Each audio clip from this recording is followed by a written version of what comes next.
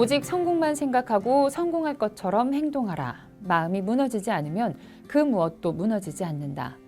나이 90이 가까운 저자의 이 말은 단순한 말이 아니고 저자가 삶으로 증명한 말입니다.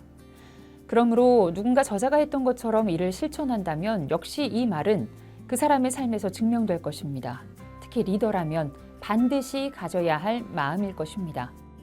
저자는 1959년 교세라를 창업할 때부터 2010년 파산 직전에 일본 항공을 재건할 때까지 60년 가까이 경영자의 자리에서 인생은 마음이 엮어내는 결과고 눈앞에 일어나는 모든 일은 자신의 마음이 불러들인 것이다 라는 깨달음과 인간의 마음이란 대체 무엇인가, 왜 어떤 마음가짐은 복을 불러들이고 어떤 마음가짐은 화를 불러들이는가 라는 질문을 하면서 회사를 일으키고 세웠다고 고백합니다. 독실한 불교인으로서 저자는 불교의 가르침에 입각해서 마음을 진화, 혼, 지성과 감성 등으로 설명하는데 우주의 마음과 연결된 진화를 제대로 활용하려면 이타의 마음, 즉 남을 돕는 마음을 가져야 한다고 말합니다.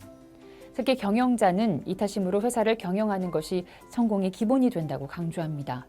여기서 말하는 이타란 우선 자신 밑에서 일하는 모든 직원의 이익을 의미합니다. 직원들과 그들의 가족을 책임진다는 마음으로 회사를 경영하라는 것이죠. 경영자가 갖추어야 할 또 하나의 마음은 투지입니다. 원하는 일을 관철하려면 무슨 일이 있어도 해내고 말겠다는 강렬한 소망, 어떤 역경에도 지지 않고 앞으로 나아가겠다는 꿋꿋한 의지가 필요합니다. 이러한 서리빨 같은 단단한 경영자의 투지는 무한히 성장하는 우주의 섭리에 닿게 되고 회사 구성원들에게도 전이 돼 거대한 파장을 일으키며 마침내 성공에 이르게 된다고 역설합니다. 그리고 그는 옳은 일이라는 확신이 든다면 상황이 어떠하든 정면으로 돌파해야 한다고 말합니다.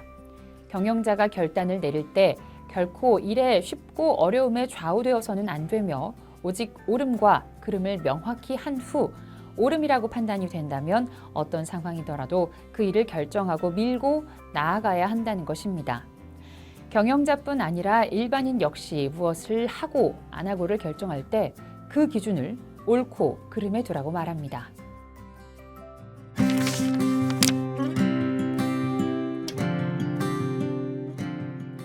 조직은 리더가 품은 마음의 그릇 이상으로는 성장하지 못합니다. 리더가 일하는 방식, 품고 있는 가치관, 삶 속에서 쌓아온 마음의 경지가 조직 혹은 집단의 모습과 수준을 결정하기 때문입니다. 따라서 리더에게 가장 중요한 자질은 바로 마음, 다시 말해 인격 혹은 인간성입니다. 리더는 조직원들에게 그들이 나아가야 할 방향에 대해 밑그림을 그려줘야 하는데 아무리 훌륭한 이야기를 한다고 해도 그것이 그들의 마음에 닿지 않는다면 아무 소용이 없습니다.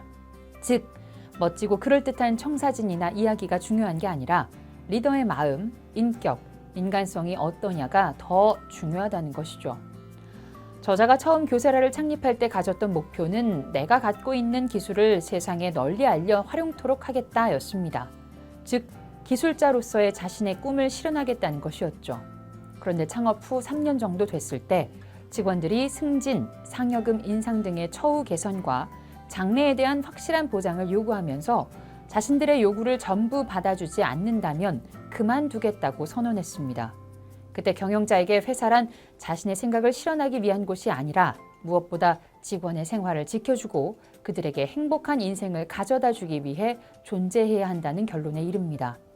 그래서 즉시 회사의 미션을 전 직원의 행복을 물심양면으로 돕는다고 결정하고 실천합니다. 기술을 널리 알려 활용하게 하겠다는 미션과 자기 회사의 구성원이라면 누구든 가리지 않고 그 생활과 행복을 책임지겠다는 미션은 그 결이 완전히 다릅니다. 전자는 자기 한 사람을 위한 것이라면 후자는 수십, 수백, 수천 그 이상의 사람들과 관련된 것입니다. 그릇 사이즈가 어마어마해진 것입니다. 그런 마음가짐으로 경영을 하자 놀라운 도약의 기회가 찾아옵니다.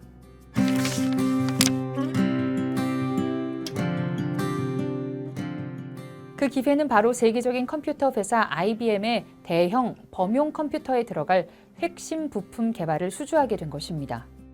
당시 교세라 한 해 매출의 4분의 1에 해당하는 엄청난 금액의 수주였고 독일의 유명한 세라믹 제조회사를 제치고 거머쥔 쾌거였습니다. 그런데 그때부터 3년간 그와 교세라는 혹독한 고난의 시간을 보내야 했습니다. IBM이 제시한 사양서의 품질 기준이 당시 회사가 보유한 기술력에 비해 말도 안 되게 높은 수준이었기 때문입니다.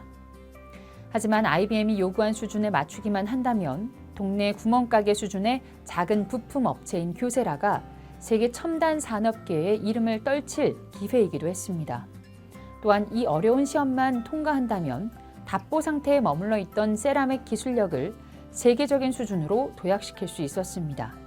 그래서 저자는 반드시 성공하고야 만다를 하루 100번도 넘게 속으로 되뇌며 직원들과 똘똘 뭉쳐서 밤낮으로 숙식을 같이 하며 작업에 돌입했습니다. 직원들의 퇴근 시간에 정문까지 나가 수고했다고 일일이 손을 잡고 배웅한 뒤 그때부터 진짜 그의 일이 시작됐습니다. 제조 과정에서 개선해야 할 사항, 발견된 문제점 등을 일일이 다 체크했고 각 설비 반장들에게 지시할 내용을 따로 정리했습니다. 너무도 다양한 작업 공정이 동시다발적으로 진행되고 있어서 모두 체크하고 나면 새벽 동트기 직전에야 공장 병설 기숙사에서 잠시 눈을 붙일 수 있었습니다.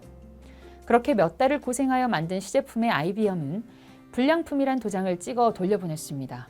그 후로도 거듭되는 시행착오에 웃다가 울다가를 반복해야 했습니다.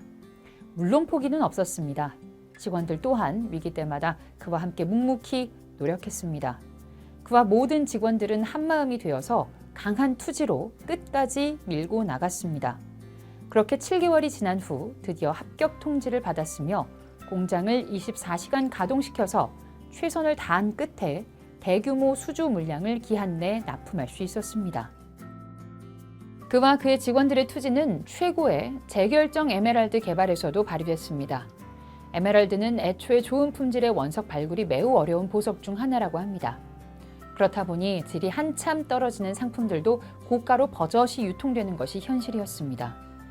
그는 만약 에메랄드를 재결정 보석으로 만들 수 있다면 시장에서 큰 성공을 거둘 수 있을 것이라고 생각했습니다. 하지만 개발에 착수했을 때 생각 이상으로 만만치 않은 일임을 알게 됐습니다. 그래도 연구원들은 조금만 더 해보자, 언젠가는 끝이 보일 것이라며 먼저 말해주었고 그와 그들은 서로를 독려하며 노력을 멈추지 않았습니다.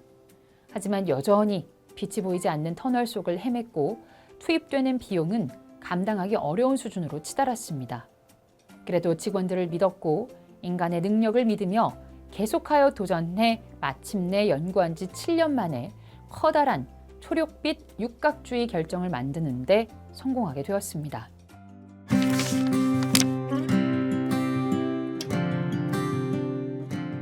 인간은 대개 아주 어려서부터 부모나 어른들로부터 인간의 도리에 대해 배웁니다. 학교를 가면 정식 교과로 도덕이나 윤리 수업을 듣습니다. 그런데 그에 따라 살아야 한다는 것을 어느새부터 잊어버리게 됩니다. 그런데 저자는 바로 그 윤리를 강조하며 그 스스로 그것을 철저히 경영의 핵심으로 지켰습니다. 그가 말하는 옳음은 회사 혹은 자신에게 적용되는 것이 아닙니다. 오직 인간으로서 옳은지 그른지 판단하라고 강조합니다. 우리 회사에 옳더라도 보편적인 인간에게 옳지 않다면 그것은 선택하면 안 됩니다. 나에게 불리하더라도 인간으로서 옳은 것이라면 선택해야 합니다. 그가 파산한 일본항공 재건에 뛰어들었을 때 했던 일도 바로 직원들의 마음을 인간으로서의 도리를 실천하고 지키는 대로 바꾸는 것이었습니다. 당시 상황은 우리나라로 치면 대한항공이 파산한 상태와 같다고 할 수 있습니다. 국가적으로도 굉장히 심각한 일이 아닐 수 없는 거죠. 그래서 정부에서 80세 노인인 그에게 거듭 부탁하였고 그는 그 일이 인간으로서 옳다고 판단하였기에 일본항공 재건을 위해 투신하기로 결심하게 됩니다. 그는 3년 내에 일본항공을 재건하겠다고 목표를 세웠습니다. 가장 시급한 일은 현장 재건을 이끌 차세대 리더 육성이라고 생각했습니다. 그래서 집중 리더 교육을 한 달간 시행하겠다고 했습니다.